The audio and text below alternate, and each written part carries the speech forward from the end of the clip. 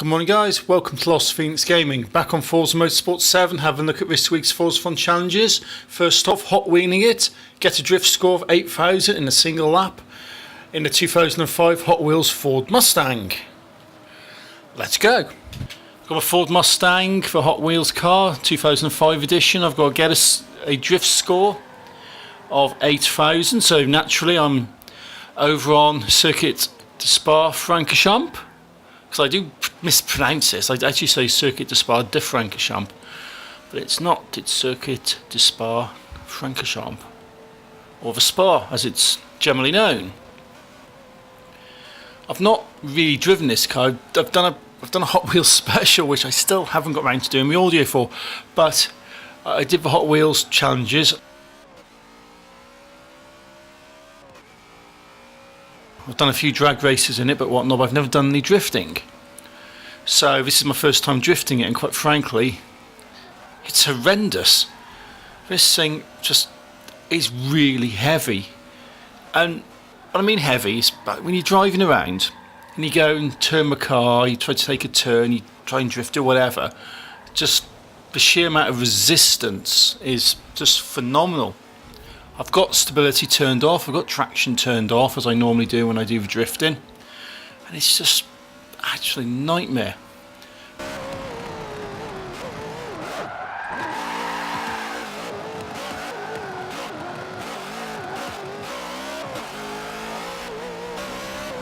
Whilst I've got no worries that I'm going to get 8,000 because I'm already 7,400 and whatever's at the moment, because this is a long track, in fact, this is the perfect drift track because it gives you so much leeway, so much space and corners and everything that you need to rack up a score in a single lap. It's just this car is really heavy, which makes me think this is not built for drifting whatsoever. This is pretty decent in the race, to be perfectly honest, but it's not built for drifting.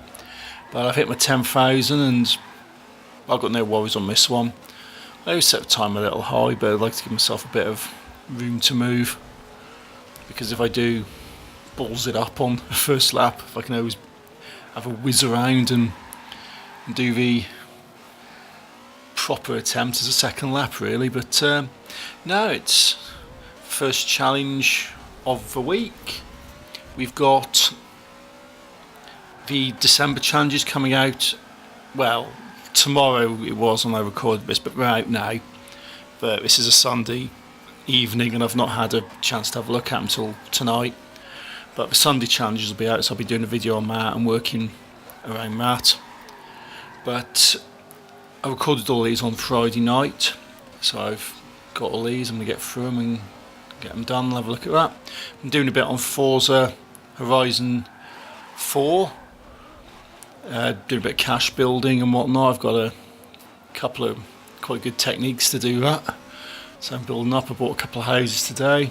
I'm going to do a video one of the days, because from these houses I picked up 15 super wheel spins. So I actually want to see what sort of rubbish I get out of these, because these wheel spins on Horizon are terrible. But I managed to get my score anyway, 15,000, which is all good. So what I will do is I'll make a cut, and I got my pop-ups telling me I've made progress and that I've completed the challenge, which is absolutely brilliant. So hot wheeling it.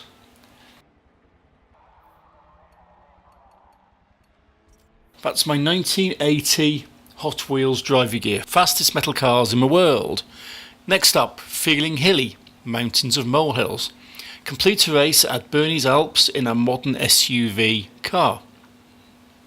That's for a Forza Edition Ford truck, which isn't too bad.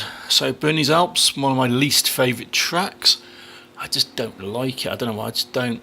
But what I've got is the BMW X6 in this really strange, glittery, multi-tonal paint job, which looks cool. I like it, but it just looks really odd.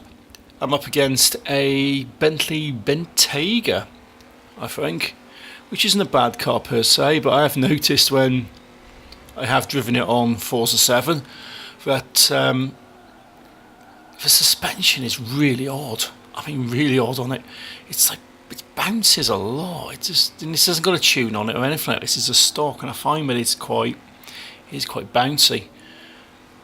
In fact, I can't remember if I uploaded this or not, but I did a hot lap round the Nordschleife circuit, Nürburgring, and I was watching it on the replay back, because how I normally do that, I upload the replay footage and I just cut the crossing the line part at the end.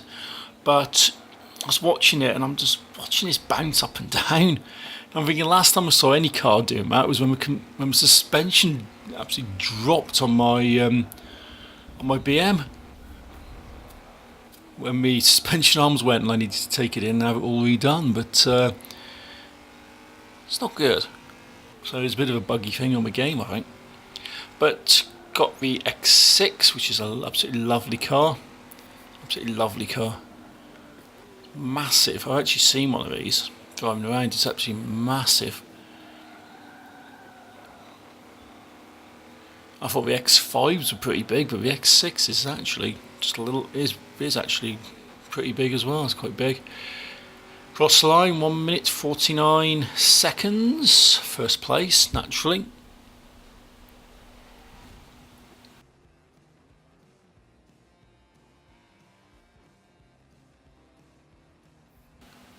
So yes, I had BMW X5. It was. I thought it was the X6. It was the X5M against a Bentley Bentayga. So not too bad at all. So come out of this, and I'll see my pop-ups telling me I have made progress in feeling hilly. Yay! And in the meantime, I have equipped the 1980 driver gear as well, just to look cool. Although I don't sure it looks cool. It looks more like a stick of Blackpool Rock. It's just, I don't know. I don't know. I'll let the 70s one better. But this is the next stage. I've got to complete a race in Dubai in an off-road vehicle. So we've had the European powerhouse of the X5, and now we've got the American powerhouse of the Ram Power Wagon. You know, far be it for me to be promoting European interests over the international fare. So you've seen the European, and let's have a look at the American.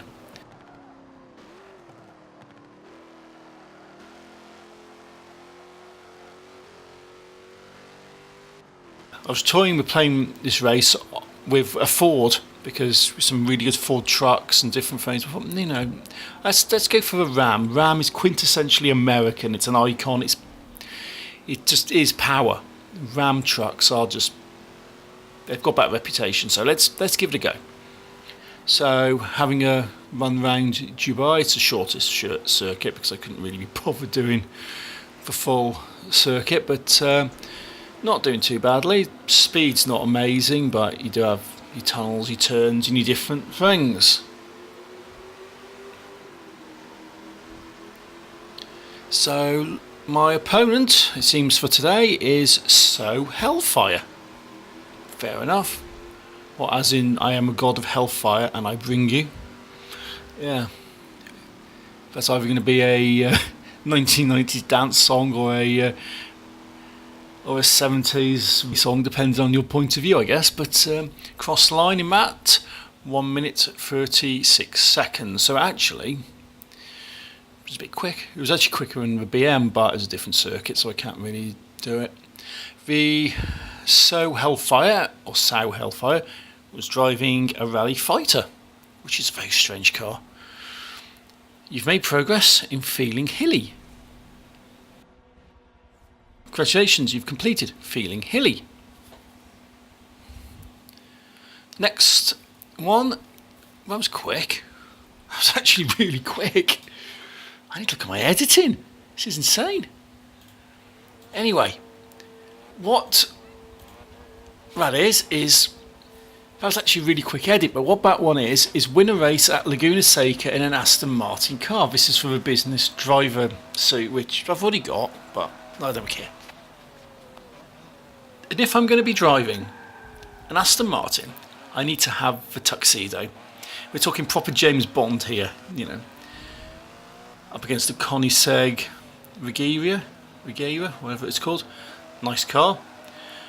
But this is the Aston Martin DB11, which, apart from being a bloody lovely car, is actually the closest you can get to the Aston Martin which was in the James Bond film Spectre, because for Spectre, Aston Martin synonymous with James Bond films because they just are British, iconic, they're exclusive. It's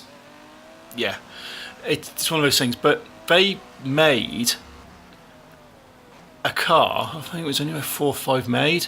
They actually made a car called the DB10, which was brilliant, and that's what Daniel Craig was driving in Spectre. So that's sort of cool. But that was never put into production. But what was put in production was the DB11. And this is what we have here. This is the DB11, which, as far as I can tell, isn't that much different to the one we actually made for a Bond film. But if you're going to do Aston Martins, you've got to do Bond. You'll always have the Mustang with Steve McQueen in Bullet. You always have the Aston Martins, particularly the DB5s with Sean Connery, James Bond and stuff like this. And you can't really just get away from that, so definitely going down the James Bond route with this one. It's just a shame it wasn't on a British track in a way, but never mind. So that's done. And I've got my pop-ups looking quite cool in my driver gear. I'm going to be controversial here and say, does anyone think it's time we have a female James Bond? We've had a female Doctor Who. Anyway, challenge 2. Get a drift score of 5,000 in a single lap on a drift event at the Top Gear circuit. Okay. So there I am. I've got the Hoonigan, which is a must for drifting. You've got the Stig, because it is Top Gear circuit after all. And I've got to get a score of 5,000 round here. This is a full circuit in the rain. This is actually going to be quite difficult.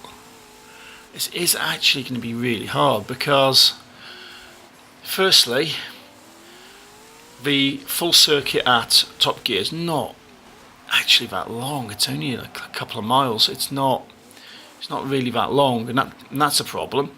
And the other problem, of course, is because it's an aerodrome, it's Dunsfold Aerodrome, right? And there's not actually a track officially laid out for it. It's just cones and tyre walls and stuff like this. It's not really a lot.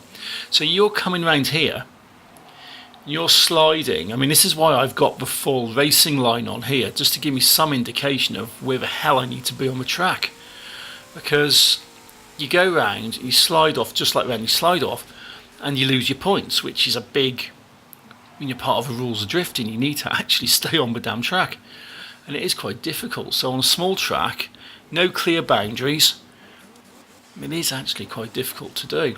Obviously I've done it because it's in my video, but I'm not going to lie to you guys, this isn't my first go at it. It's not even my second go. In fact, it's probably my fourth go at it. But once I sort of get my eye in for it, you can start piling on the points, but sliding off like sort of boundaries which are invisible is always a problem. But as you can see, I've hit my 5,000, so there's no particular issues with that. But this was annoying the crap out of me on Friday night. I was going, for God's sake, come on. Because what I try and do is get it all done within an hour on a video, just on one file. I've got a few technical reasons why I try and do that, mostly to do with my computer RAM and odd things that happen in Premiere Pro if I go over 10 elements, but that's more geeky than anything. But I've done that, I'm over the line, I've done it. 8,207 was my best score, so that's not bad in my Hoonigan. So, made progress in looking sharp. What's next?